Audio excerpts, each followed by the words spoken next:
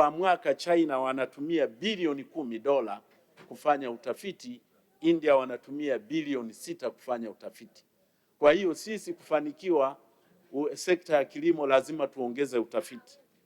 Cha pili, kilimo cha umwagiliaji. Tunaenda vizuri, lakini lazima tukipanue umwagiliaji mkubwa na mdogo, na mkubwa ni kama huo unaenda kufanyika Msoma vijijini. Lakini waheshimiwa wabunge, safari yetu ya mwaka 2050, gari au injini kubwa itakayotufikisha huko ni kilimo. Kwa hiyo, lakini kufika huko lazima uchumi ukue kwa kiasi cha 10%, kufikia ile trilioni $1 na ile pesa ya mtu mmoja $7,000 ni kilimo. Kilimo, kama mnakumbuka, mwezi Februari nilitoa mchango wangu hapa nikasema kufanikiwa Vision 2050 kilimo kichangia 35% ya GDP, alafu gesi, uchumi wa gesi uchangia 25%, alafu uchumi wa madini 20%, na utalii 15%. Sasa nitatoa mapendekezo, lakini kwanza nianze kwa kusema kwamba kwa niaba ya wananchi wa Msoma vijijini naiunga hii bajeti mkono.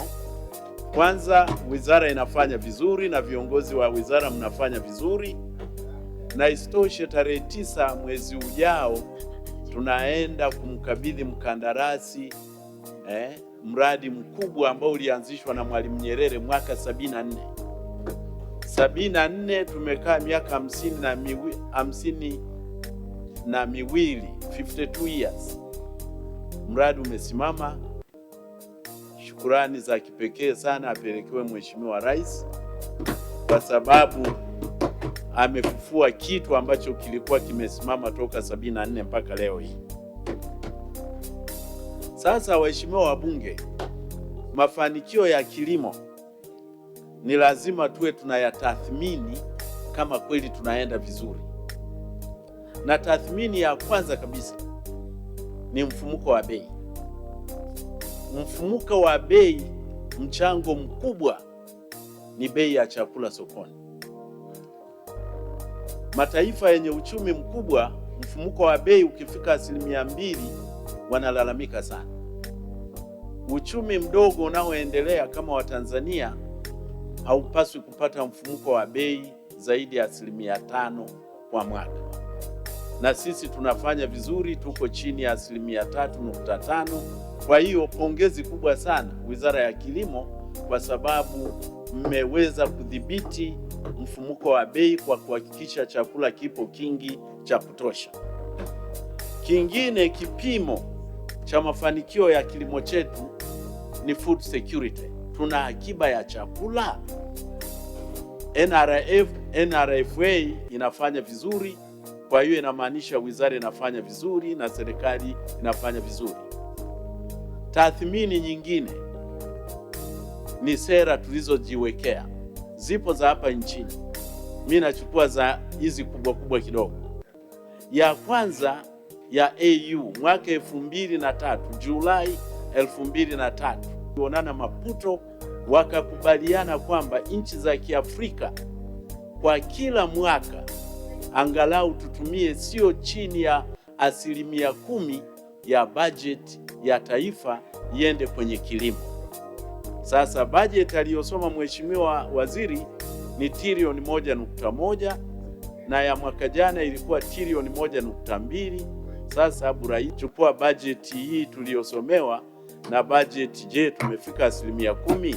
Kila mtu atapata jibu lake.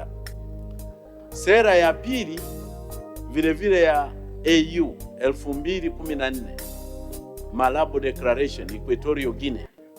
Marais walikaa wakasema tuongeze kasi kwenye ukuaji wa kilimo, uwezo ukakua kati ya 6% mpaka 10% kwa kila taifa. Halafu tuwekeze uwekezaji mkubwa. Hii public private partnership haikuanza leo, hata marais wetu walisema tuwekeze kwenye kilimo zaidi.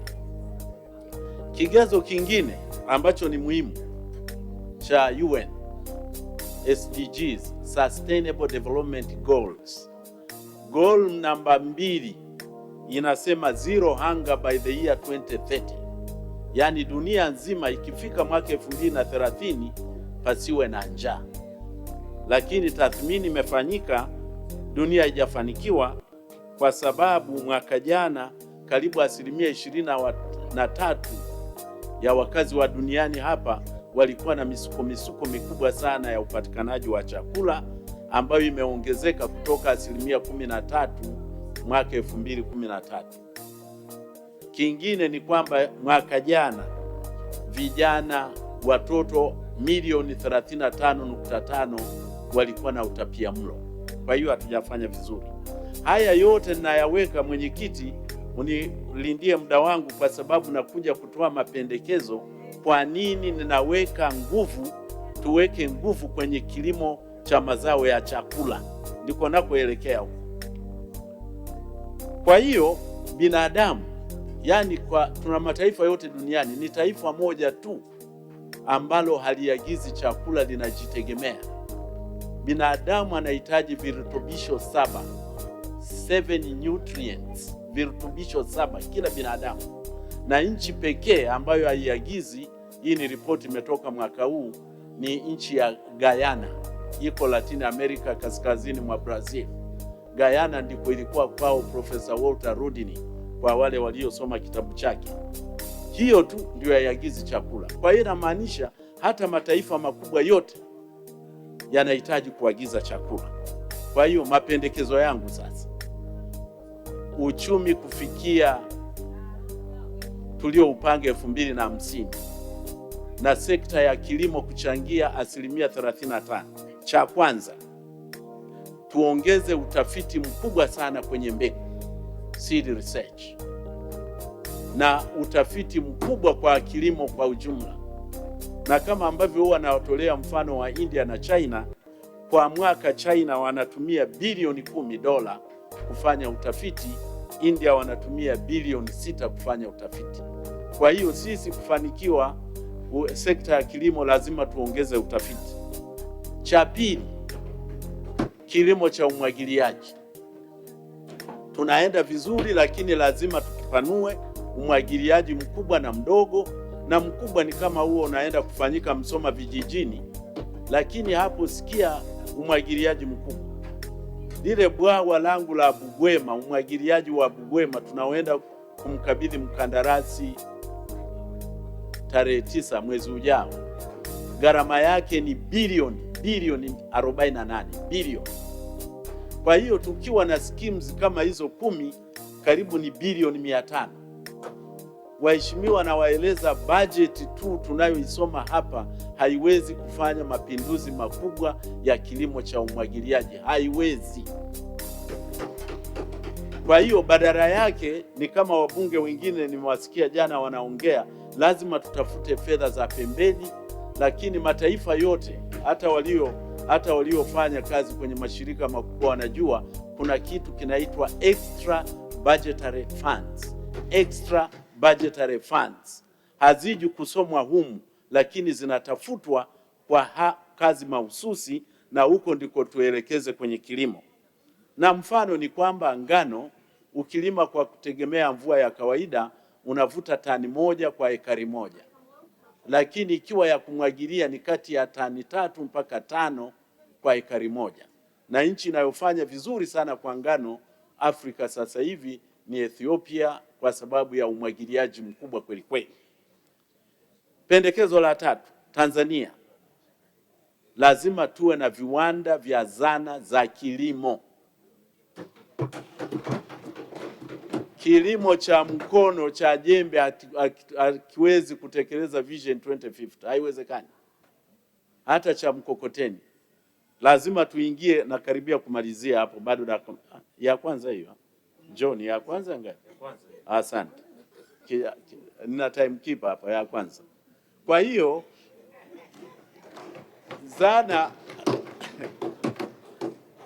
zana za kilimo, Mheshimiwa Mwenyekiti, ni kwamba, na mfano mzuri, sisi tuko chini sana, lazima tuongeze. Ukichukua tractors nchini Tanzania, kwenye kila hekta 1000 Tanzania tuna trekta 3.6, lakini India kwenye hekta 1000 wana trekta 20. China hekta 1000 wana trekta 45. Cha nne, tuwekeze kwenye viwanda vya mbolea. Hii tumepiga hesabu kwa wale ambao ile urea, ile kiwanda tunachotaka kukijenga kutokana na gesi yetu, hesabu zimeshapigwa. Yaani TCF moja, 1 trillion cubic feet of natural gas, inaweza ikazalisha tani, inazalisha tani milioni 8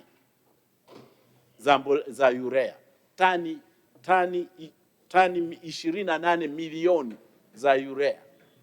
Kwa hiyo tuna gesi ya kutosha, hatuna sababu kwa nini tusiwe na viwanda vya mbolea. Na hii ni kwamba Watanzania tunatumia mbolea kwa kiasi cha chini sana, tunatumia wastani wa kilo 20 kwa hekta moja, lakini wataalamu wa kilimo na FAO inasema angalau tutumie kilo 50 kwa heka moja. Na mwisho, natoa maoteo ya biashara duniani. Kwa nini tuende kwenye mazao? Hili ndio la mwisho sasa, maoteo, soko la dunia. Kwa hiyo hakuna kusema kwamba hatuna masoko, dunia nzima ni soko. Mwaka 2030 tutakuwa watu milioni 8.5 duniani. Mahitaji ya chakula yanapaswa kuongezeka kwa pasenti kati ya 30 na 40 ya uzalishaji wa sasa. Mwaka 2050 tutakuwa watu duniani bilioni 9.7. Mahitaji ya chakula yataongezeka kwa asilimia kati ya 50 na 70 ya uzalishaji wa sasa. Kwa hiyo dunia inahitaji chakula na Tanzania tuwekeze kwenye chakula. Na thamani ya masoko nayo itaongezeka, ndio pointi ya mwisho hii. Mwaka 2033, kwa nini tulime mpunga mwingi? Mwaka 2033 thamani ya soko la mchele au mpunga duniani litakuwa la bilioni 392, na watu duniani, asilimia 50 ya wakazi wa dunia hii wanatumia mchele, mpunga utakavyoita, kama chakula kikuu.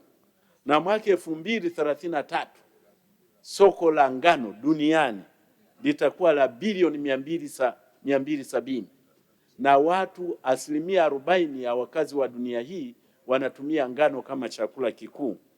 Hata kahawa, mikoa inayolima kahawa, soko la dunia mwaka 2034 kahawa itakuwa na thamani ya bilioni 380, na wale wa maua ifikapo mwaka 2030 soko la dunia litakuwa na thamani ya bilioni 52.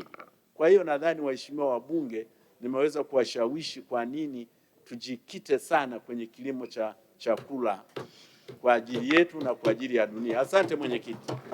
Asante sana.